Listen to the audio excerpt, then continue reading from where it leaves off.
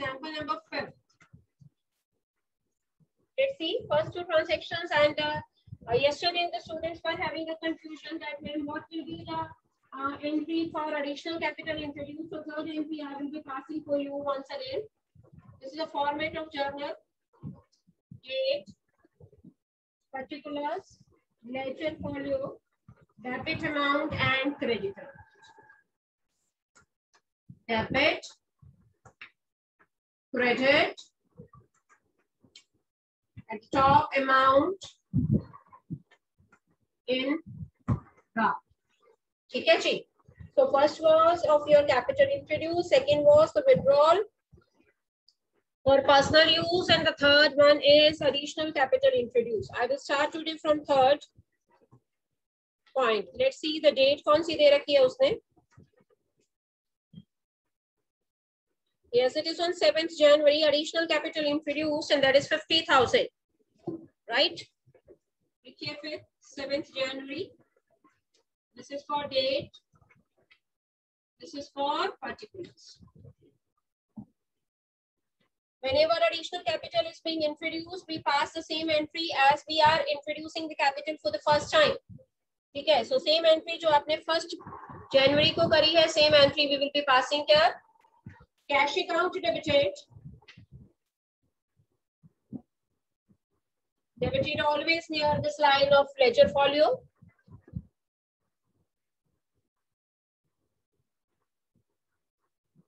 To what capital? Account. Debit word के साथ भी अकाउंट लिखना है. डेबिट में भी जो लिखा वो अकाउंट है, क्रेडिट में भी जो लिखा वो अकाउंट है. So 50,000 capital fee is she is introducing. That lady's name was Sahiba. Narration के बिना entry is always incomplete in small bracket with prefix being additional capital introduced. Being additional capital introduced. Draw the double line and come to next. After 7th January, we have 10th January. Saiba paid the tuition fee of her daughter from the business. Again drawing. अपनी बेटी की tuition fee पे करने के लिए business का पैसा use किया. It is drawing account debited to cash. This is 10th January. Drawings account debited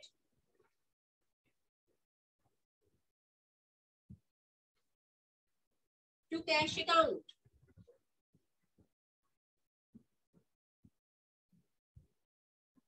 How much she is withdrawing? She is withdrawing 12,000.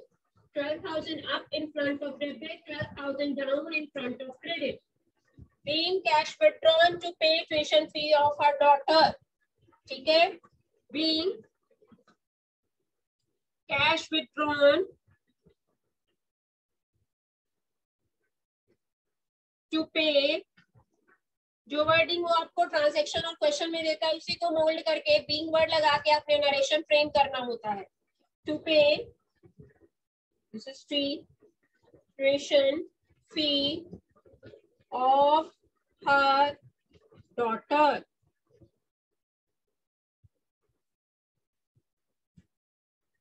So here my blackboard permits me to write only 2 transactions. Again I will be erasing and I will be coming to the next.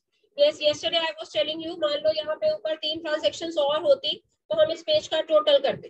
ठीक है, अब तीनों का total मैं बता देती हूँ. 340, 390, 390 यहाँ तक बना. 402, 4,02,000. आप इसके आगे लिखते हैं टोटल कैरिड डाउन.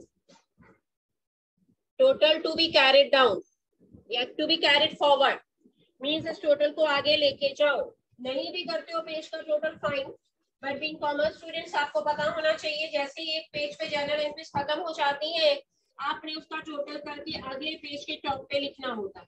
जैसे अब मेरा यहाँ पे टोटल आया था 4,02,000. I will be writing it at the top. जब मैं इस पिछले पेज पे टोटल लिखूंगी तो मैं CF लिखूंगी मींस कैरिड फॉरवर्ड, आगे ले जाओ. जब मैं अगले पेज पे इसे कैरी फॉरवर्ड कर चुकी हूँ तो मैं उसे लिखूंगी टोटल ब्रॉड फॉरवर्ड, ऐसे टोटल ब्रॉड फॉरवर्ड मीन्स बीजी, ब्रॉड का बी लगा और फॉरवर्ड का लास्ट वाला डी लगा, ठीक है। So that is 4,02,000 debit, 4,02,000 credit. Then again prepare the format.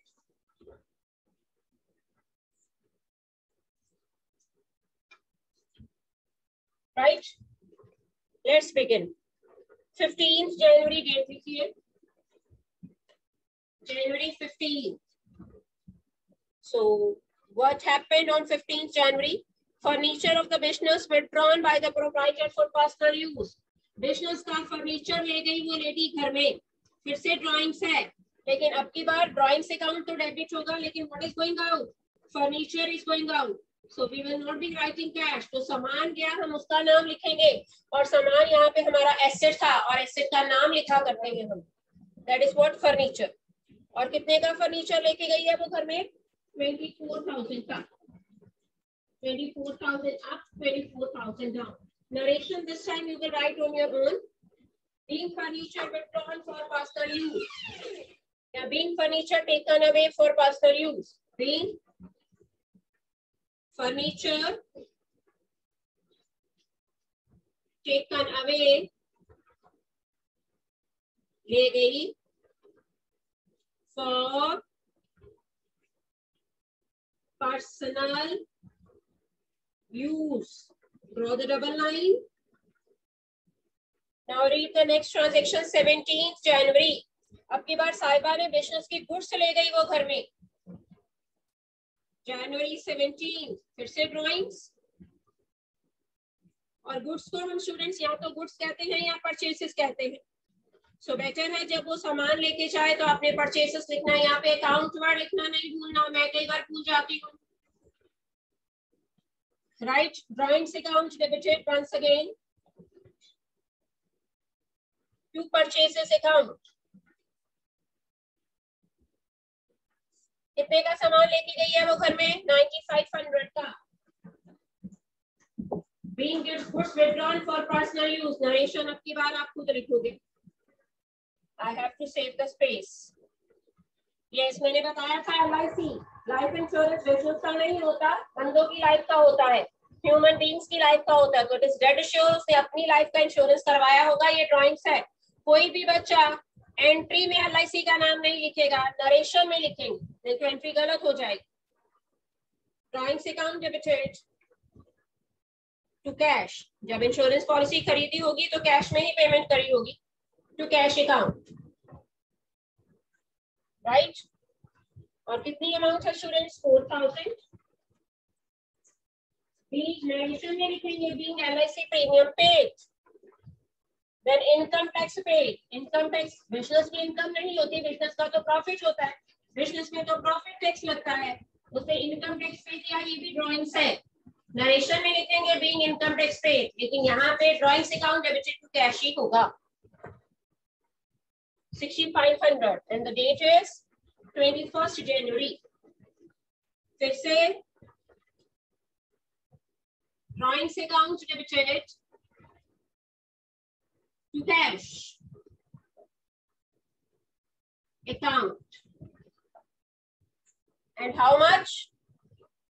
6,500। Narration में लिखिए being income tax paid. Rule क्या है? ड्राइंग्स हमेशा डेबिट होती हैं क्योंकि ये कैपिटल में से माइनस होती हैं। रियल अकाउंट का रूल लग रहा है, credit word goes out, cash is going out. Being income tax paid, अपनी इनकम के ऊपर प्रोप्राइटर टैक्स पे कर रही है तो डेफिनेटली वो ड्राइंग है, being income tax paid. So here we ends up illustration number 5. Any doubt till now to anyone you may ask? किसी को कुछ पूछना है, you are free to ask.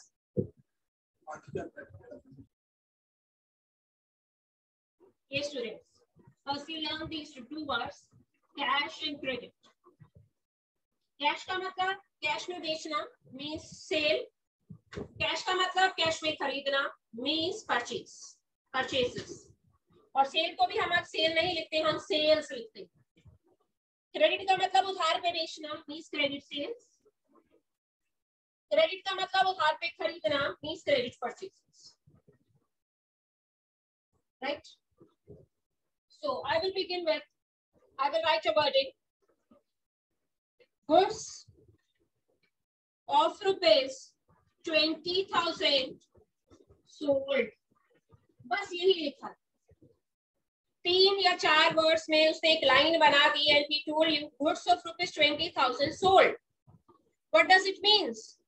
Means cash में ही बेचा है। जब वो खुद कुछ नहीं कहता और सिर्फ ये 4 वर्ड की एक लाइन बना देता है तो मीन्स कैश में बेचा है। जब कैश में बेचा है तो ये मेरा फॉर्मेट है, मैं एंट्री करूंगी कैश आया, debit what comes in, cash account debited, किस फॉर्म में आया, सेल्स की फॉर्म में, and sales is my income to sales account. All incomes are always being credited by following your nominal account. So 20,000 up, 20,000 down. Any doubt to anyone? अगर वो लिख देता है goods of rupees 20,000 sold on cash, तो भी entry same. Cash word लिख देता है फिर तो कैश ही है, फिर तो अंडरस्टूड है, लेकिन कैश वर्ड नहीं भी लिखता तो भी कैश ही मानना है, right? So this wording you have to keep in your mind. अब आगे चलते हैं। सोल्ड ऑन क्रेडिट, अब वो लिखता है सोल्ड ऑन क्रेडिट। अब क्रेडिट का मतलब है उधार में बेचा। जब उधार में बेचा तो कैश तो नहीं आया भाई, कैश नहीं आया तो कैश तो मैं डेबिट नहीं कर सकती। What I have to do? I have to write those persons name to whom I sold goods on credit, and that persons we call in our accountancy debtors. अगर वो नाम दे देता है goods sold to Rohit on credit तो रोहित को मैं debit करती, यहाँ पे नाम नहीं दिया तो जिन बंदों को मैं उधार पे सामान बेचती हूँ बेसिक टर्म्स में हमने क्या होता है वो बंदे हमारे डेटर्स होते हैं। सो एंट्री बनेगी डेटर्स अकाउंट डेबिटेड, वही तो सिली है ना, टू सेल्स अकाउंट, राइट? तो हमारा एक्रूअल कॉन्सेप्ट क्या कहता है, इनकम रिसीव्ड और yet to be received about which you are certain. Revenue recognition भी यही कहता था, that income is to be recorded in our books of accounts about which we are certain to be received. So we are certain, we are sure that our debtors sooner or later will pay the money to us. For example, we gave the 15 days time period to them. It means that I am sure enough that after 15 days I will be getting the money from my debtors. So that's why this is to be treated like an income. Income received or yet to be received, both are to be treated like incomes. So this thing you have to keep in your mind, right? Once again I am repeating, अभी तक मैंने 3 transactions करवाई। One is goods sold, सिर्फ इतना। जब वो खुद कुछ नहीं कहता तो I assume it on cash basis, right? Goods sold, आगे मैंने लिखवाया goods sold on cash, उसको मैं क्या मानूंगी, कैश ही है, फिर भी एंट्री क्या करूंगी, cash account debited to sales. Next उसने खुद ही लिख दिया goods sold on credit, it means कि अब कैश तो नहीं आया तो जिनको मैंने उधार पे बेचा है उन्हें डेबिट कर दीजिए, और यहाँ पे डेबिट करके मैं डेटर्स को अपना एसेट भी बना दूं। और रूल क्या लगा, debit the receiver personal account का, they are receiving the goods, they are buying the goods, so they are receiver and by debiting them I am making them my current asset as well. So this is the way, ठीक है? आगे मान लो क्या देता है, goods sold of ₹20,000 on credit to Rohit, अपनी class के बच्चे का नाम लिखते हैं टू आयुष, ठीक है जी? आयुष को मैंने उधार पे सामान बेचा, तो आयुष इज माय डेटर। नाम जब क्वेश्चन में गिवन है तो Ayush will become receiver. Ayush capital post office डालना है, डाल दीजिए, और आयुष अकाउंट ओनली डेबिटेड। बेचा क्या है, sale to sales at of 20। अब एक और वर्डिंग याद रखिएगा, goods sold to Ayush, credit word नहीं लिखा, तो ये भी हमारी अकाउंटेंसी का रूल है भाई। सी द बोर्ड आयुष, ये भी हमारे अकाउंट्स का रूल है कि अगर अकेला पर्सन का नाम दिया है और ना कैश लिखा है ना क्रेडिट, सो पर्सन का नाम देने का मतलब credit transaction. This thing you have to keep in your mind. तो भी एंट्री करनी है Ayush account debited to sales. तो जो भी मेरे माइंड में थी कैश और क्रेडिट सेल्स को लेके, that all I discuss with. Now same case I will be applying on purchases, right? Purchases के भी यही 5 केसेस बनेंगे, सिर्फ नाम चेंज हो जाएगा। Earlier I was writing it sales, now I will be calling it purchases. And if the sales are being credited every time in the journal entry, purchases being my expenses will always be debited in the journal entry. ठीक है, अगर यहाँ पे debtors बनते हैं हमारे वो person, वो कस्टमर जिनको मैं उधार पे बेचती हूँ, तो वहां पे जिनसे मैं उधार से खरीदूंगी वो बंदे मेरे क्या बनेंगे, क्रेडिटर। यहाँ पे डेटर्स है, वहां पे creditors.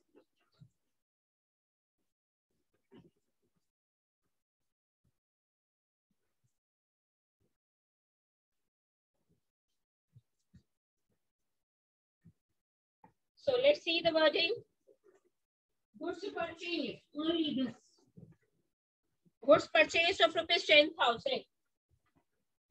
Yeah. Goods of rupees 10,000 purchase.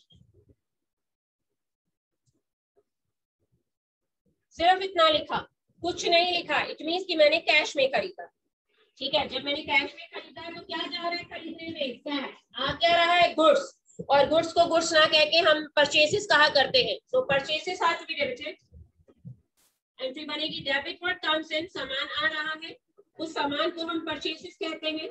Cash जा रहा है, credit what goes out. Real account लगा दोनों में, 10,000 अप 10,000 डाउन। अगर ये वर्डिंग लिखी है simple, goods of rupees 10,000 purchased, same entry रहेगी अगर वो साथ में लिख देता हूं कैश। खुद कुछ नहीं लिखता तो हमेशा कैश पे मानना है। ठीक है, अगर खुद कैश लिख देता फिर तो है ये कैश। अब थोड़ा सा चेंज करेंगे, कैश ना लिख के for example he rights on credit. खुद ही कहते हैं मैंने उधार पे खरीदा है। अगर उधार पे खरीदा है तो कैश तो नहीं गया भाई, क्रेडिट गोस आउट नहीं हुए। This is P by purchases, I am darkening it. Right, this is purchases, this is S. Purchases account debited to creditors. Credit the giver, personal account का रूल लगा, जिनसे मैं उधार पे सामान खरीदती हूँ मेरे क्रेडिटर्स होते हैं। Being goods purchased on credit, narration होगा। अब अगर वो खुद कह देता है goods of rupees 10,000 purchased on credit from Amish, Amish से मैंने खरीदा उधार पे, तो क्रेडिटर का नाम लिख दीजिए भाई, तो एमिश लिख दीजिए। अगर क्वेश्चन में नाम दे रखा है फाइन, अगर नहीं दे रखा तो you will be calling, sale के केस में से डेटर, दिस इज एमिश एसएच। ठीक है जी, अगर नाम नहीं दे रखा तो क्रेडिटर लिखना है, अगर नाम दे रखा है तो नाम भी लिखना है। मान लो फिर से ऑन क्रेडिट नहीं लिखा और लिखा फ्रॉम एमिश, तो जब कभी भी पर्सन का नाम दे रखा होता है transaction is always on credit, this is a rule. So 5 transactions are related to sale, 5 transactions are related to purchases that we discussed. Till now, any doubt, any query to any one of you, you may ask. Any doubt to anyone, you may ask. Or should I proceed to the next?